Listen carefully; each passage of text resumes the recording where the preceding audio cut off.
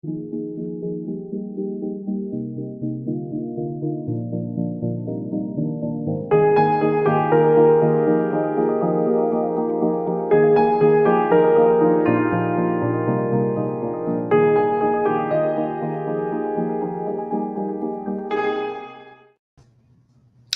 ladies and gentlemen. It's Ukrainian show on Pod TV. My name is Sasha Star, and we have guests for today, starting with Dr. Jonathan Lockwood. Welcome to the show, Jonathan. Yeah, thank you. Great to have you as Good to be always. here. And we have Ivan Kucherenko from Kiev, Ukraine. Welcome to the show, Ivan. And also we Hello, have everyone. Nick, founder of the network. Welcome to the show, Nick. Nick, there he I'm is. here. Great. I would recommend to start with the video that Ivan prepared for us. It would be great to watch it today, if you Okay. can. We'll take a look. Let's start. Okay. Deep snow не спить, зброя навскіз, кров, сон, злість, то узнав. Повітряна тривога, десь танки три горять, а зліва побратими відстрілюють ребят. Ніколи не пробачиш, ніколи не простиш, і прапор синьо-жовтий в рюкзаку лежить. І хай цей град огоню нарешті зникне з неба, на що ви перейшли, поставили на мене прапор у крові, став червоно-чорним, кулі наплетять у очі, але разом стоїмо, але разом стоїмо. Wonderful. I love the music in this video. It slightly reminds me of the musical Notre Dame de Paris, and but it's great. I like this a lot. So let's start with what's happening today. On the front lines, we have more or less the same. The Ukrainians are still probing Russian positions, find any weaknesses there, where to mount the attack. Of course, now everybody's attention is on the summit NATO in Vilnius. Today is first day and tomorrow second day. And second day is supposed to be NATO-Ukraine summit. What we're all reading, of course, different sources. Ivan, what turns your attention a lot these days? Definitely, it's NATO summit in Vilnius, and from one side, there is a lot of expectations about the what Ukraine can achieve during this summit. Someone believes that Ukraine will be invited into the NATO to join immediately. Most of my colleagues are not so optimistic, and it will be good if Ukraine will achieve some specific plan of action steps needed to join NATO, and some kind of security guarantees on the period before Ukraine will be able to join the NATO, because we understand that Ukraine will not be taken to NATO immediately after the end of the war. Even after the peace treaty with Russia will be signed, it will have some time for Ukraine to join the NATO. And what to do if no peace treaty will be signed with Russia? It's another question. If Ukraine will liberate all occupied territories, but Russia will not stop the war. Russia will continue to We will continue missile strikes on Ukrainian territory. Will continue terroristic acts on Ukrainian territory, and it means that, and it's also profitable for Russia to keep doing this because they don't have any responsibility from the world, from the civilized world on doing this, and as long as the war continues, Ukraine is not going to be part of NATO. So Russia is highly motivated to continue this war as long as it's possible, because as soon as the war will be ended, Ukraine probably will join the NATO in the meantime. So something like that. Okay, Nick, I would like to know your opinion on NATO summit and what's happening right now internationally. Yeah, I think that ultimately Ukraine will be part of NATO, and ultimately Ukraine will also be part of the European Union. I just don't have a big belief in Russia as a country. I don't believe in as a viable organization. And part of it deals with what we're seeing over in Ukraine, we're seeing in the Baltic states. Look, if these people really, if Russia was really that great, which they're not, Ukrainians would love to join them. But obviously they're not great, and they're obviously corrupt. They obviously have problems. Lithuania doesn't want to have anything to do with them. Latvia doesn't want anything to do with them. Estonia doesn't want anything to do with them. Poland doesn't want to have anything to do with them. If you think what happens is all these countries want nothing to do with Russia, wouldn't Russia get that the problem is them? And who do they embrace? North Korea? Oh, that's a great example of a wonderful country to live in. Everybody hates it except Kim Jong-un. China, you cannot be serious about that. And so the thing is, if you look at Russia as a country, they do bad things. They're a bad country, and no one wants anything to do with them, Sasha, because Belarus is one that loves Russia. What? Belarus is one who loves Russia. Okay, you got me right. They have one friend in the whole world. It's not Belarus, but so-called president of the president of Belarus. But Belarus. Ivan, don't they get that they are not well liked in how they behave? Don't they get it over there? Okay. Does the Kremlin have any brains at all to realize that it's not like Canada and the United States? We actually get along. We get along somewhat with even our friends to the south, Mexico, and frankly, the U.S. gets along with most countries. All right. Here they have neighbors like Estonia that want nothing to do with them. Lithuania, nothing to do with them. Come on, get a grip, get a picture of what you're really like in this world, Putin. You are a hated man. You just don't get it, except your cronies around the Kremlin, and that's it. I heard yesterday a very interesting opinion where lies all the problem with Russia. Apparently, it's a deficit of love. The West and all the world don't love Russians that much at all.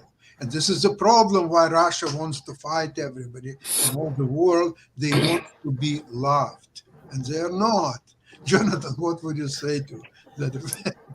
To view it rather simplistically, the Russians seem to buy into the Machiavellian principle that it is better to be feared than it is to be loved. Yeah, that fear is motivated by the threat of punishment, which never fails, and so, and as an extension of that, the Russians have come to view ever since the start of the Cold War, really, that the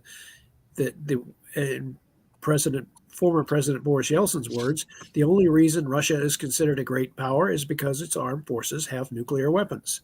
They have a much greater infatuation with nuclear weapons as a symbol of great power status and a lever to use as a means for leveraging power and influence against its immediate neighbors and against any enemies further out.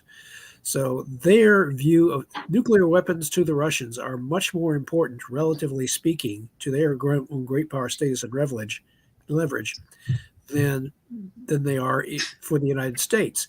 I mean, for the United States, okay, nuclear weapons, along with all our other means of power, economic, power projection, cultural influence, we have all of these other attributes of a great power, which Russia does not.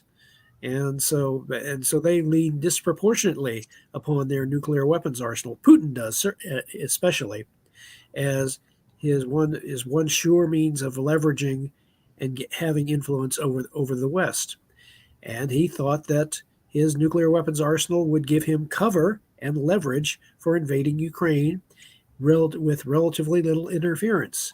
And he was going on the previous experience when they took over the Crimea back in 2014. And when NATO didn't respond and the West did not respond decisively, he thought, okay, I've got a basis for further action if need be. And so right now, again, is to what the so-called deficit of love to the Russians. Love is not important. It is better to be feared than it is to be loved. And there's their concept of security. Go ahead. There is nothing to love Russians for, actually. I have a really good example from life. When you come to some kind of sea resort in Europe or in Egypt, for instance, and Russian tourists are well known for their drunken behavior. But actually, when you visit some kind of sea resort where tourists from any other countries, you will see that, for instance, British tourists, they drink much more than Russians. They drink starting from the early morning until the late night, and they can drink whole the day. But British tourists don't cry on the whole street that they are great British and that they were the Great British Empire, which conquered half of the world, and they have nuclear weapons, and then their country is possible to annihilate any others, and everyone should fear them just because they are great British. They don't cry like that, but Russian does, because I think Russians are the last nation in the world who are still considering themselves as an empire. You can take any regular Russian and ask him about what he's proud of being Russian. He will not say that he's proud of a high level of economy, high level of living here. He will say that I'm proud because Russian army is the second most powerful army in the world. We already discovered that is not. He will say that I'm proud because we have nuclear weapons and we can destroy any other country. They are proud of power, but this is actually the worst in Russia, and there is nothing to love them because they're like barbarians. It's some kind. If we had a time machine, and just imagine the situation that in modern world, somewhere near the United States and Canada, just appeared a Roman Empire, as it was centuries ago. And obviously, every citizen of the United States, of Canada, will look towards Romans with a great surprise towards their attitude to life, to their desire to conquer all countries, their brutality. And this is what actually happening with Russia. We have barbarians in the middle of the civilized world, and actually that's the worst. And it's not about love and lack of love, it's about their behavior. So unfortunately, the Lennon's song "All You Need Is Love" doesn't apply to Russia. Let's put it this way. I would like to mention there's a new details of Putin's biography are coming up, and one of them is when he was a KGB officer in East Germany in Dresden. He had a flat which was given to him by East German Democratic Republic of German government.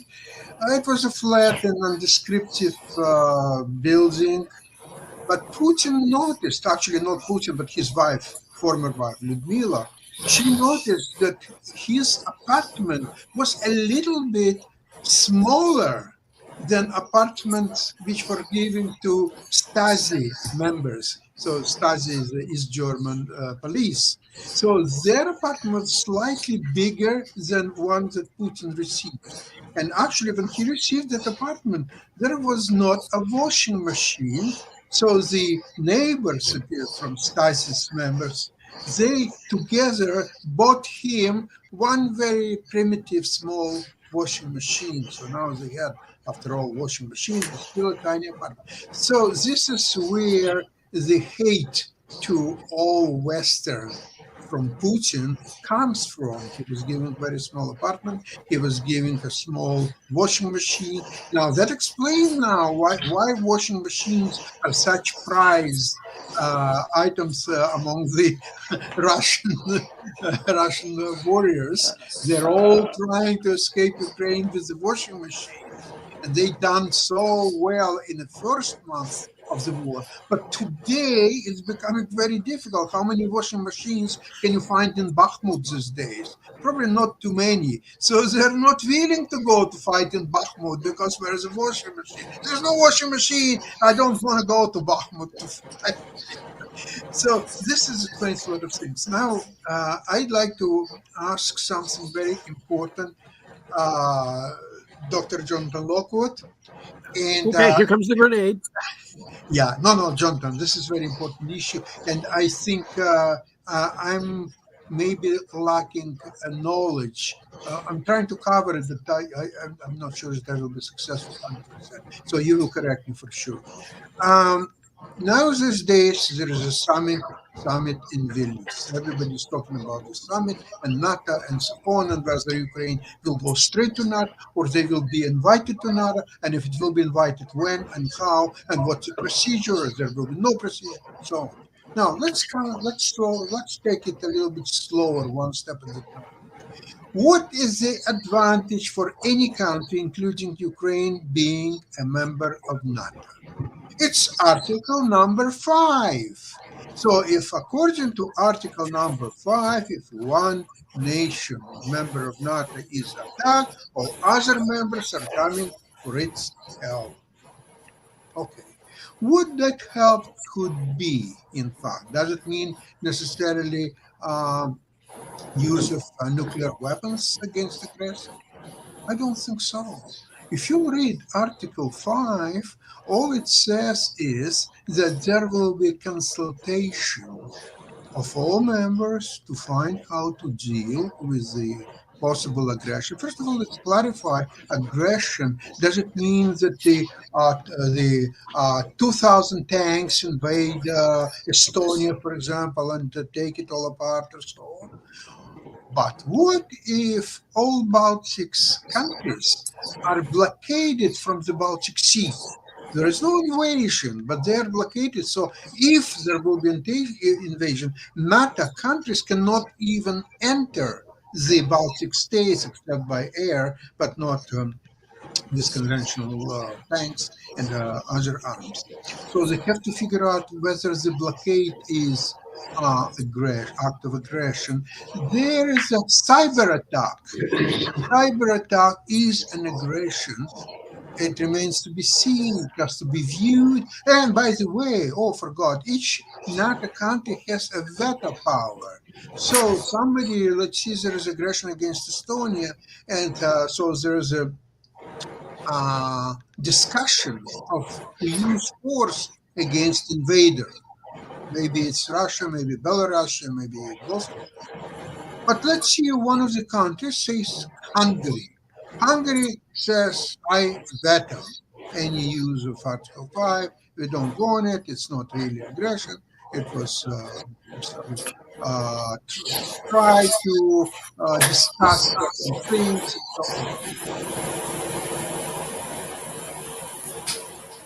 Okay, so here comes the situation when membership of NATO, actually, it doesn't come for free. Okay, we are now in NATO. Here is Article number 5. Nobody can attack us ever, and so on. It's not true. Not true at all. In fact, according to Article 5, each country that has been attacked must first defend itself, the best of their ability, while the NATO is discussing ways to help. Now, what is usefulness of Article number 5 if one country, namely United States of America, doesn't participate actively in enforcement of Article number 5? Let's see England and some other countries, they're willing to do it. And the United States says, well, we know that what's happened is actually aggression. We have to investigate it. Now, there are also provisions that there are not only rights being a member of NATO, but also responsibilities. Finally, as a member of NATO, you can share all the secrets of what NATO have to share all other countries. And what's happened? Who is going to appoint a representative of Ukraine to NATO? Who's going to do that? What if the representative of Ukraine in NATO will happen to be a Russian sympathizer and will disclose NATO secrets to Russia? Then what's the benefits at the end of the day? What are the benefits of NATO have Ukraine as a member? On the other hand, what are benefits of Ukraine being a member of NATO? If you think about Israeli model, Israel is not part of any alliance. Israel can defend themselves easily against any or all its neighbors. Israel said that we don't have nuclear arms, but if needed, we'll use it. And Israel have total support now for generations from the United States. And that's just good enough for Israel to be absolutely sure with all its military might to resist anything. Why not to use this model for Ukraine instead of NATO? With all process, but also severe and Jonathan, I'm all ears. Okay. Gee, Boom. thanks. My grenade. Okay, you are discussing such an esoteric situation that realistically NATO is going to be looking at in a post-war environment once peace has been relative peace has been established between Russia and Ukraine, is that NATO's concern for the intermediate future is going to be the containment or deterrence of Russia from any future aggression against Ukraine or any NATO members. The very reason that NATO is acting on behalf of is acting to support Ukraine right now without NATO membership is that they fully recognize that if they allow Russia to overrun Ukraine or to dominate Ukraine, that this would only be the first step, that Putin would not stop there, and that in order to halt this, it has to be halted now, and then we concern ourselves with the political situation after that. As far as internal political situations, such as with the United States, former President Trump has said that he could end the war with Russia and Ukraine in one day. Yeah, and and Pence said, you could end the war between Russia and Ukraine in one day only if you gave Putin everything he wanted. And so that is politically unacceptable to most NATO members, as well as to a pretty fair proportion of people in the United States. So right now, you are speaking of a very esoteric situation that will not apply so long, especially if a future American president or a future American administration decides to deploy in the Eastern European members of NATO a part of a ballistic missile defense shield, anything which would more securely tether the United States and the recognition of its security to that of NATO, and basically could use American forces as a kind of tripwire, that any attack against any of these member nations would be not only attack against all NATO members, but against the United States, and would automatically involve the United States in war. That would be the mechanism whereby NATO and the U.S. would guarantee as much as possible Russia would not engage in future aggression. All these other means that you are discussing, they are very selective and esoteric, and they would not necessarily be the preferred method of aggression that Russia would choose against any of the NATO members or the United States. Right now, I just don't see for my point of view, the central weakness of Russia's policy is its over-reliance on nuclear weapons as a means of leverage. And that's why I've recommended in the past, I've recommended for decades, that the U.S. and NATO should establish a global ballistic missile defense system that is designed to neutralize the nuclear arsenal of Russia, which is its main means of leverage. And once that main means of leverage is neutralized, then Russia recedes from the world stage as a prominent power and is left to its own devices and to deal with its own internal contradictions, which will tear it apart.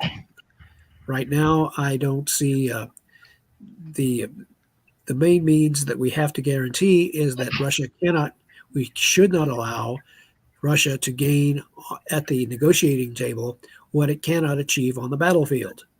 And so long as we continue to support Ukraine enough that it can successfully prosecute an offensive against Russian forces and drive Russian forces out of Crimea and Ukraine as a whole, that is our best guarantee for establishing an intermediate peace and for a longer term. Anything else, I just don't see as satisfactory. Jonathan, okay. Your last statement as a goal to get Russian forces out of Ukrainian territory, I think it's incomplete picture. You forgot how it should be done. It's supposed to be done through killing as many Russians as possible. And this is the goal right now of Ukrainian army, and this is the goal of all their actions to find weaknesses in Russian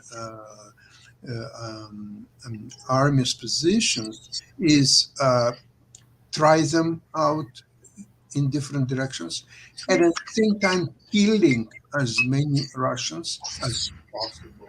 Because if you kill enough Russians, or all Russians ideally, you don't need to worry about territory.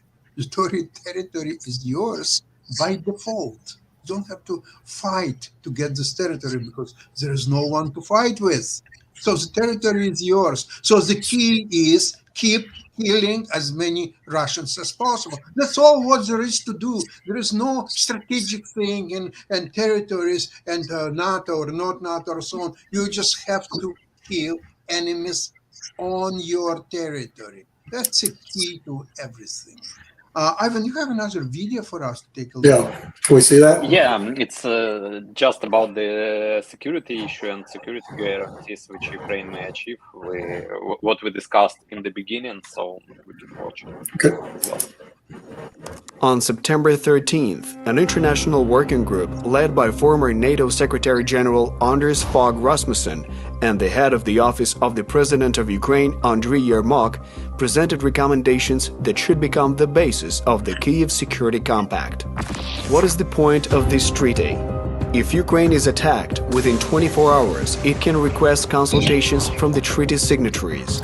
After consultations within 72 hours, the guarantors must determine what to do and immediately provide the necessary weapons, help financially, and enact sanctions against the aggressor. Why is the treaty important? In case of aggression, the treaty will help Ukraine to have a clear plan of action so that the situation with Russia does not repeat. A reliable Ukrainian defense system will help all of Europe feel more secure. The treaty comes into force immediately after the parties sign it, so Ukraine will quickly obtain the necessary weapons against Russian aggression during the ongoing war. Who will provide the guarantees? The USA, Great Britain, Canada, Poland, Italy, Germany, France, Australia, Turkey, and the countries of Northern, Central, and Eastern Europe. Other countries can also join in on specific issues. Why should the guarantors sign the treaty? Now and in the future, the security of Europe largely depends on the safety of Ukraine. The agreement aims to prevent Europe from war and to calm the aggressor's intentions. The Kyiv Security Compact is a legal and political guarantee, a clear signal that assistance to Ukraine is not one-time but long-term. And the participants of the treaty commit to supporting Ukraine for peace in Europe.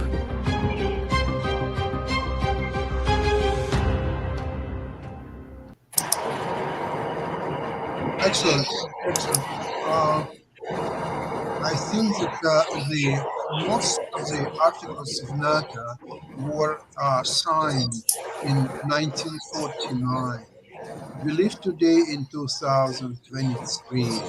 I think something new has to, a new mechanism, new agreements have to be prepared and signed.